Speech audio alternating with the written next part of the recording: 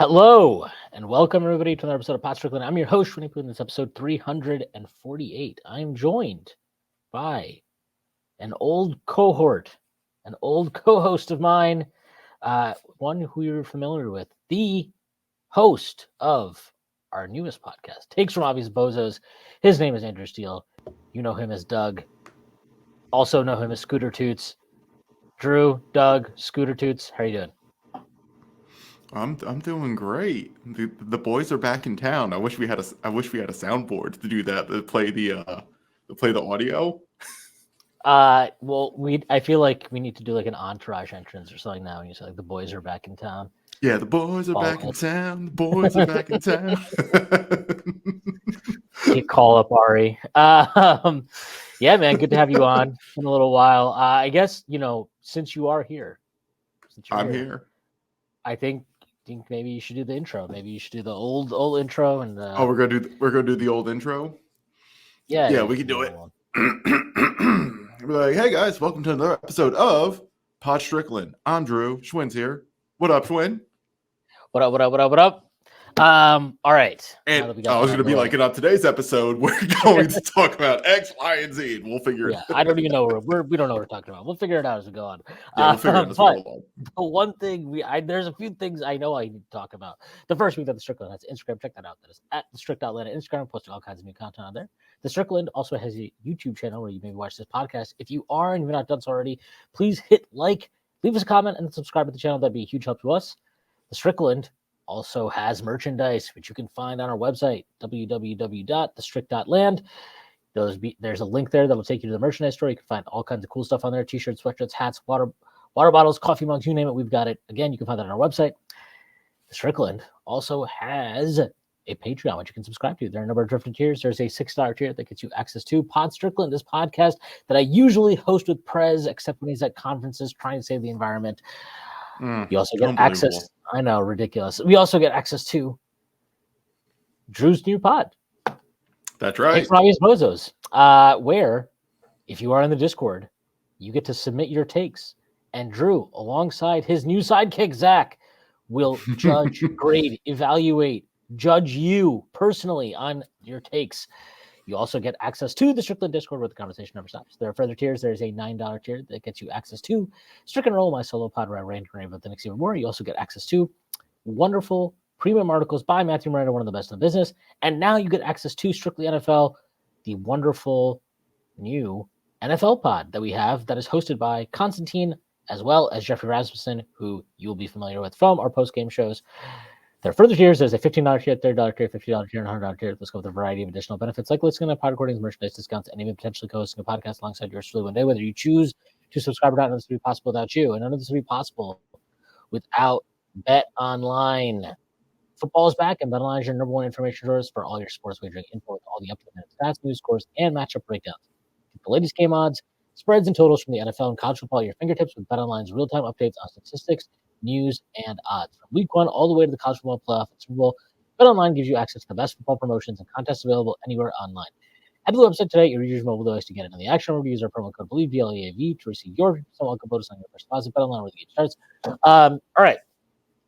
I'm pretty sure the wrong ad for that. Whatever that happens. It's close enough. Yeah, we did. Fine. An ad was done.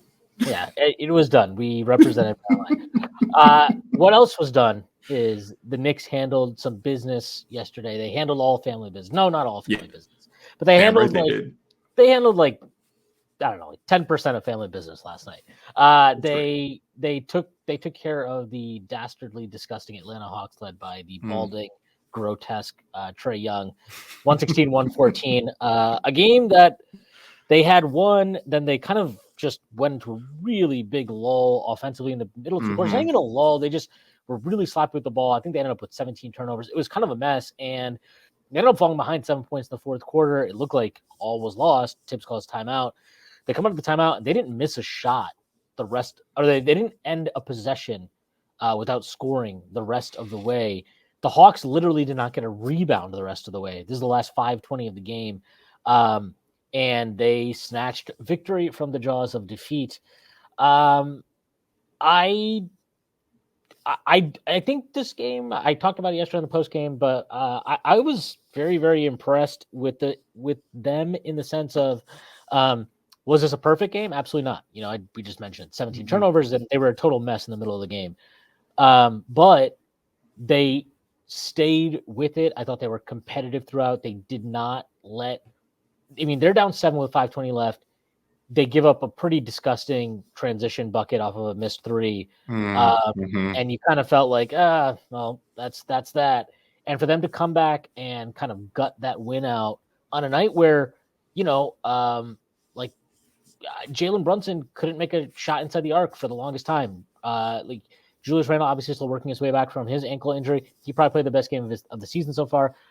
Quickly, it was a really weird game where like he did a lot of good stuff, but then he had like these dumb fouls, and it was just like everybody competed. I thought but nobody was perfect, really, aside from Mitch maybe.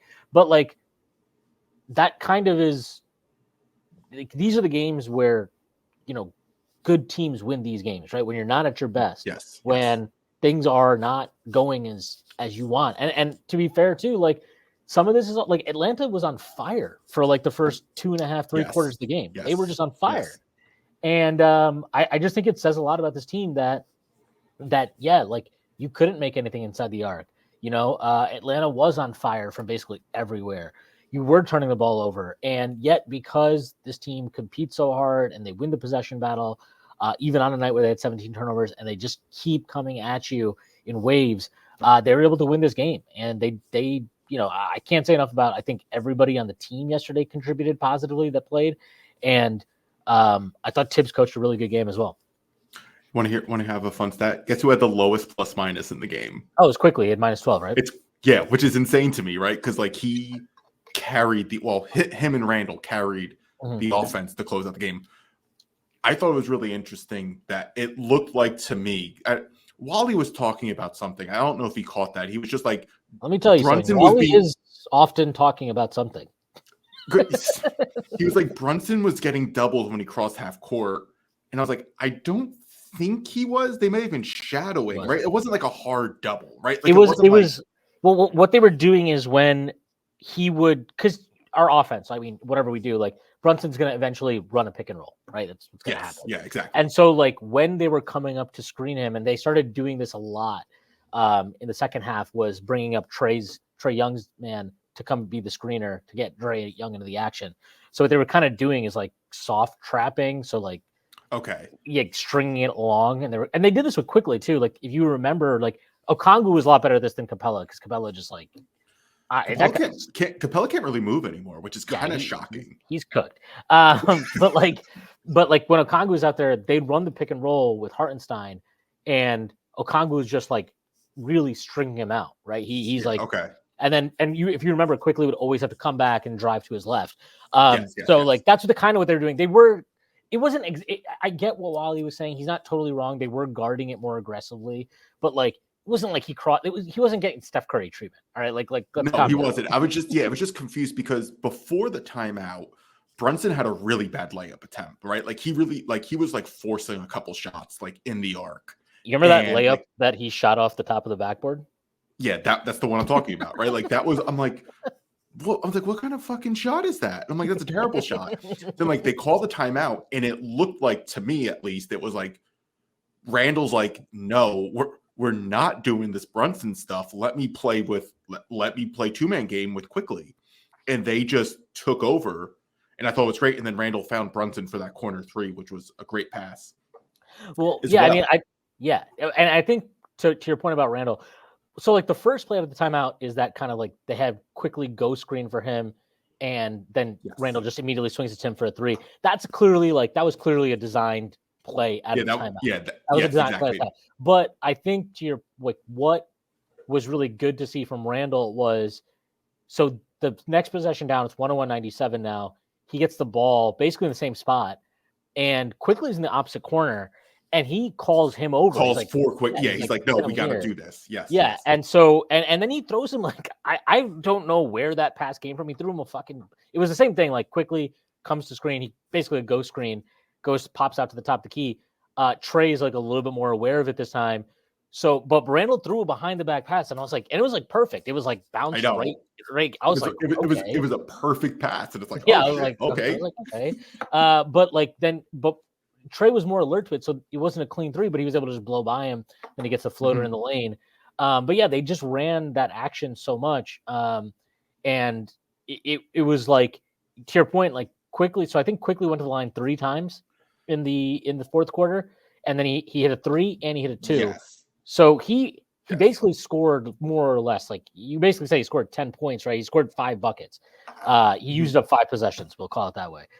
In that kind of closing stretch for 5:20 left, he scores 10 points. He uses up 5 possessions. And a lot of that credit to your, like, for what you're talking about, needs to go to Randall. And I honestly thought in that entire fourth quarter, I thought Randall played like really within himself. So did I. I was really, really impressed with this play. And it's like, this is the shit that's so fucking annoying about Randall, because I'm like, why does this, like, why can't this just be your thing? Like, why isn't this your thing?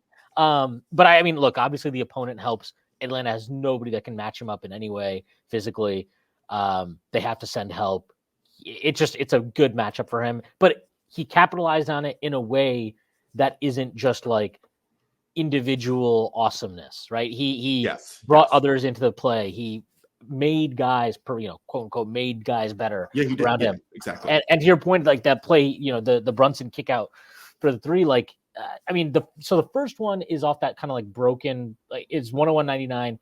I think that's the one where Mitch gets like the offensive rebound. He swings it to Randall or Hart, and they just kick it out to Brunson for the open 3. But the one you're talking about in the corner where Randall drives, Randall drives into the paint. I think it was Jalen Johnson that was on him.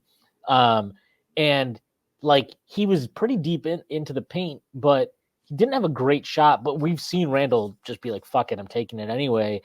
And I was just really, really impressed by one, like he wasn't out of control. This wasn't like, Beyblade spinning dervish stuff. He was under control when he went to the paint. And even the jump pass, there's a difference between like his insane jump passes and what that one was. Yes, and then a productive jump pass. Yeah, this was like a productive jump pass because it gave him the angle, and it was a really good relocation by Brunson. It was honestly just like a really nice play where you're like, oh, these two guys have like some level of connection on the floor together. But it was just a really good read by Randall, and like I thought he played such a good offensive game. Like I don't even want the thing is, when you play that well offensively, I'm not going to spend too much time being like, man, didn't love these 18 rotations he didn't make in this game. Like, because you're outplaying that. That's why stars get more leeway for their defensive. Let's call them mental errors. We'll call them. But yeah, he was just I just thought he played such a good fourth quarter, and I was like, I wish you could like bottle that up and just show him that fourth quarter every fucking day, every day, because it was so good. I can't say enough about how well he played in that fourth quarter offensively. I mean, he was the straw that stirred the drink, to say. And like, look, Brunson obviously made huge shots, quickly made big shots. Mitchell Robinson, huge extra possessions. Josh Hart got an extra rebound as well. Like these guys, everybody contributed, but Randall really was the kind of like orchestrator in that period. And it was just nice to see him have like a really like, I still don't feel like we've seen that insane, like, oh, just fucking 43 points, like something like that yet. But this was such a good all-around game for him. Yeah. It was just very, very complete. And I know like he had a game earlier this year, right, against the Celtics, where he had like 7 assists and 0 turnovers. And I don't think anybody in the world watched that game and was like, what a sharp like decision-making game by Julius. But this really was a really good decision-making game from him.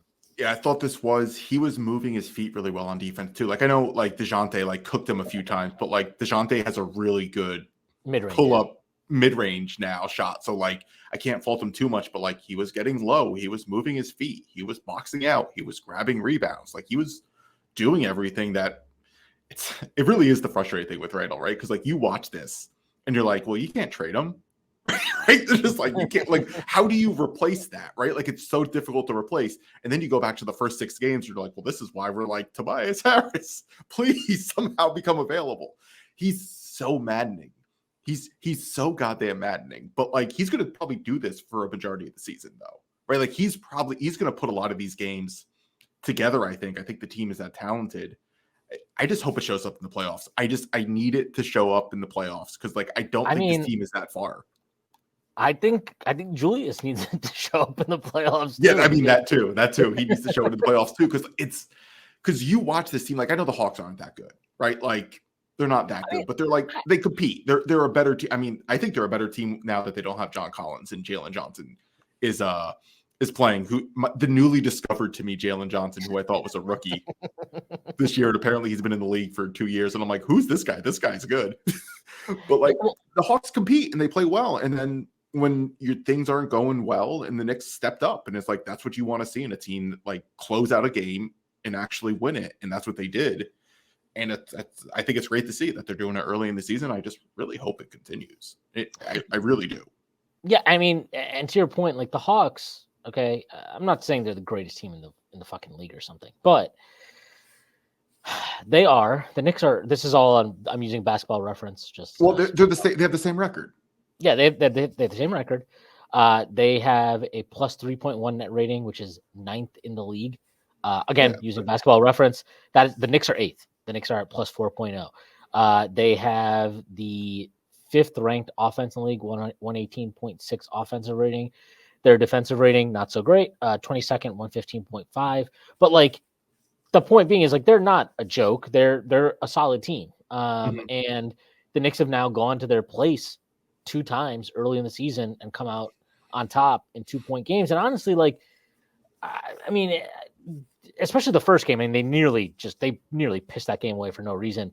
But this game yesterday, like, there's a world where, like, if the Knicks can make anything in the lane, this game isn't even close. If they're just not turning honestly, forgetting that, if they just don't turn the ball over, this game isn't even that close. And also, like, the Hawks are on fire. I mean, Bogdanovich made a shit ton of shots yesterday. You're just like, okay, you tip your cap. Bogdanovich looked so good last night. Yeah, so I mean, good.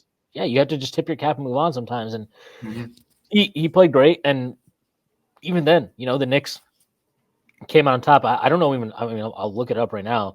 But like the Knicks have won there twice. This is a place like they absolutely destroyed. So their record at home this year, they've lost 3 times at home. 2 of those losses are to the Knicks.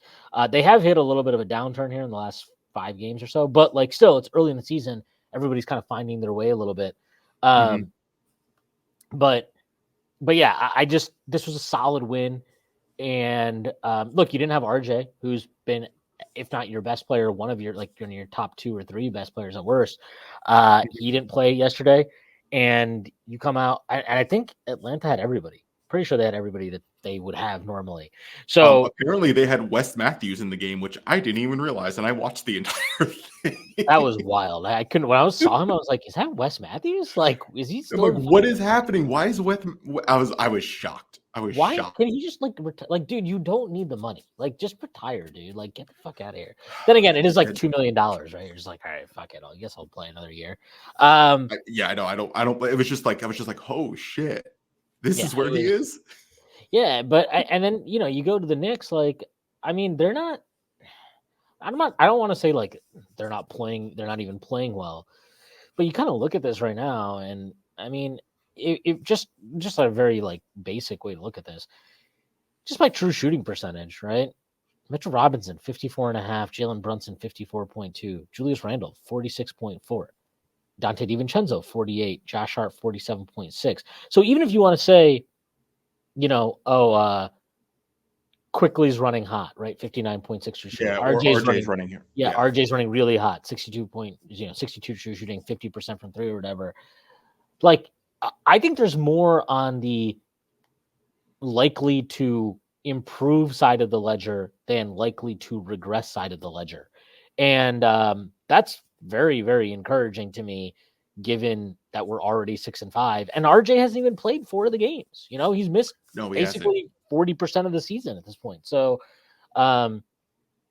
yeah, I'm pretty excited about this team, and I just think yesterday's game was like it's kind of like a perfect encapsulation of a good team early in the season that's still like working through some stuff, because it was like I thought it was pretty obvious we were a better team than them, but it was also like you are just doing stupid shit because guys are still like kind of figuring their way out in season, and you find a way, right? You just life finds a way, and yes, the Knicks found a way. What's interesting with like RJ is we know he's not going to shoot 50%, but with the free throw shooting, are we sure? I'm pretty sure. I think I could say with confidence RJ Barrett isn't going to shoot 50% from three. I would love it to happen. But with the free throw shooting and him, like, when you're watching a game and there's like certain threes you kind of like have to make, like they're just like open, you have to make. He's hitting those threes, right? So now I feel a little more confident that like, all right, he's going to hit the timely threes. He's going to hit, if he continues with his free throws. Yeah, it's not going to be 62 true shoot. If he does, great, right? But like, it's going to come down a little bit. That's fine. This was the first good Josh Hart game out of like the entire season, right? Like this was the first good Josh Hart game. So like that's we need to consider that going into the rest of the season. Brunson still can't hit his twos. He's getting clean looks. He's just not hitting them. But his not his free throws. He's been missing free throws. I don't like Brunson missing free throws. Same with Quickly. But Brunson's hitting his threes, which is great. Dante can't make a layup. Hopefully that changes. But like he hit a finger roll yesterday, which I was like, what the fuck was that? Yeah, no, he was just like, he just like lobbed it up too with the finger roll and just swished right out. It was the worst angle I've ever seen on a finger roll too, because it was just like, diagonal. I was like, I don't know how in your brain you're like, this is a finger roll. This is the only way I can do this. Yeah, like he made it, but like there are guys who are kind of underperforming too, in a way. And like Mitch hasn't really gotten like the tip in rebounds as much either, right? He's been pretty much like securing them, kind of kicking out a little more. Like he probably has a little more room too with some things. Like he's this again, being 6-5, just given how they started, given how bad Randall started, and Brunson still not shooting twos, like they're in a really good place. They're in a really good place. I think what we really need though is Brunson needs to stop trying to like get his offense going, if that makes sense. Well, I thought yesterday was better. He was better. He was a lot better because he was passing a lot more. Yeah, and I thought even like, and I even thought like even the middle of the game when he kind of was like, it still felt like he was trying to like get others involved. It was just weird, some weird decisions, and not some great execution. But like, the Brunson stuff is insane right now. He's got a 50 EFG, pretty okay. He's got a 50 EFG though with a 45. He's shooting 45.7% right now from three. He's shooting 40. Yeah, he's shooting 40.6% from two. I don't know. Like you got to just figure at some point. There's like no way that's gonna be like you're like no that's gonna get better. Come on, that's just not possible. But like he's shooting 45.7% from three. Quickly shooting 39.3%. Grimes is shooting 39.7%. RJ shooting 50%. And so you could be like, oh, well, they're shooting really hot from three. Sure. But like even then, like DiVincenzo, 31.9, Julius Randle, 28.2, Josh Hart, 28.9. Like and Grimes is going to he'll be a 40%-ish shooter. Like he's going to be. Quickly could, I mean, last year I know he finished like 37, but it's not inconceivable for him to have like a 39, 40% 3-point shooting year. No, on good volume too. Yeah. That's like what he shot as a rookie, right? And Brunson, look, he's not going to shoot 46% in all likelihood, but like he could. I mean, what did he shoot last year? Like 41 or 42%, right? The guy's a sniper. He can shoot. Brunson can shoot. Like I think that's the thing too. I think like he's a 3-point shooter now. Like you have to respect it. And that's great, at least for him, because it opens up so much more. I just really, really hope that his mid-range shots start falling because they're not. But like another thing also too to encourage him quickly is like he's also making his 2-pointers too. Like unlike like the past couple of years, like he's really making them. He's making like great shot selection decisions. He's taking open shots. Like I do think Quickly's play is sustainable. It's kind of similar to RJ too. I think the play that they're doing is sustainable. I guess the shooting percentage will regress or whatever, but I don't even think Quickly's are like that outrageous right now. Like at one point he was shooting 57%. Like right now he's at just under 51% from two. He's at 39, just over 39% from three. Like I don't see any of this as like, oh my god, how can he ever keep this up? I see this all as like very much within the bounds of like where he could finish. Like the one for me that stands out that was like, yeah, like Mitchell Robinson he's not going to finish with a 54.5 true shooting or the fuck. No, he's not. He's going to make so much more at the rim. Like there's going to be games where he does get like 12 points just on putbacks or something. There's going to be those games. And was it last? No, I think it was this game. Randall also like looked for him too a couple times too.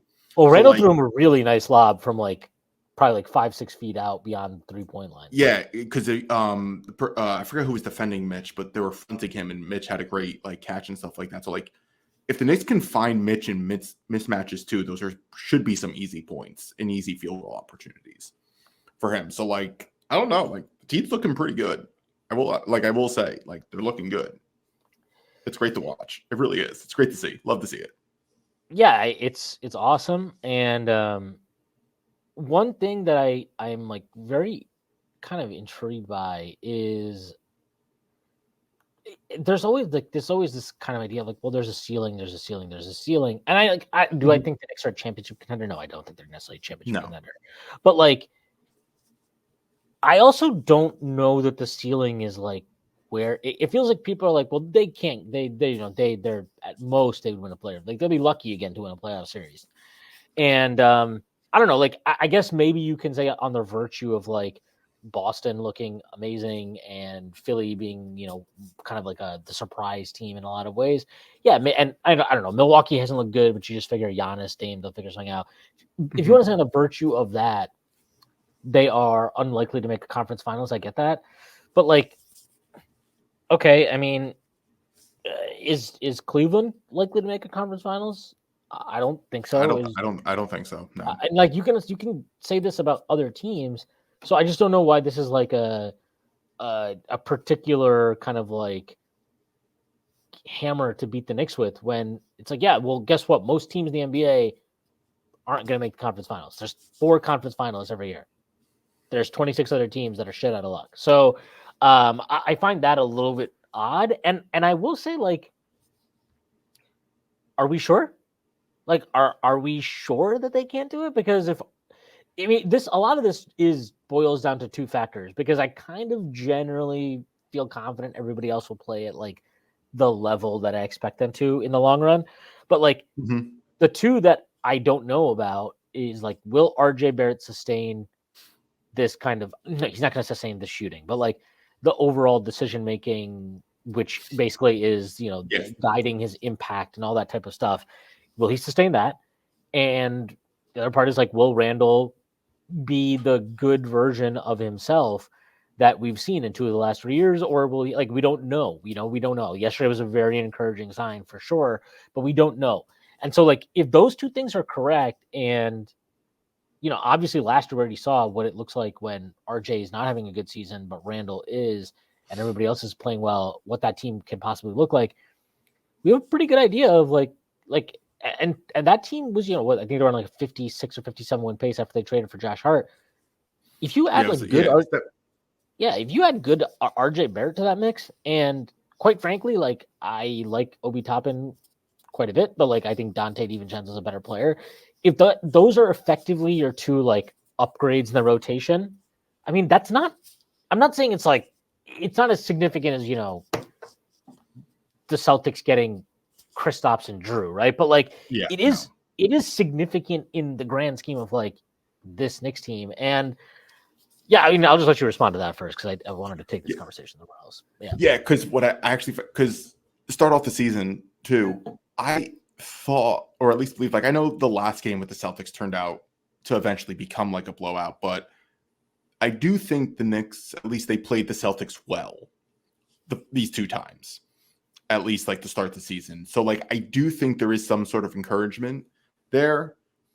And we also have to see too with the Celtics, like, is Porzingis going to be healthy, right? Because that's the big thing that helps the Celtics like really be better than the Knicks, is that like Mitch has to guard Porzingis a good amount of time, and he has to be out in the room, which really sucks. But like, that's what it is. Celtics are really good, but like the Knicks played him well.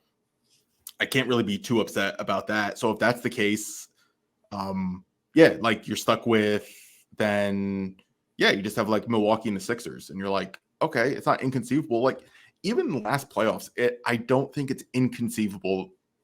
Like, I know the Heat won, but it's not like there wasn't a path for the Knicks to win. Right? Like, I don't think the Knicks were like really like that far from making the conference finals last season. And they definitely got better this year. Again, so like if we assume like RJ stays like this, Randall isn't last year's playoff Randall, and it's just like mediocre.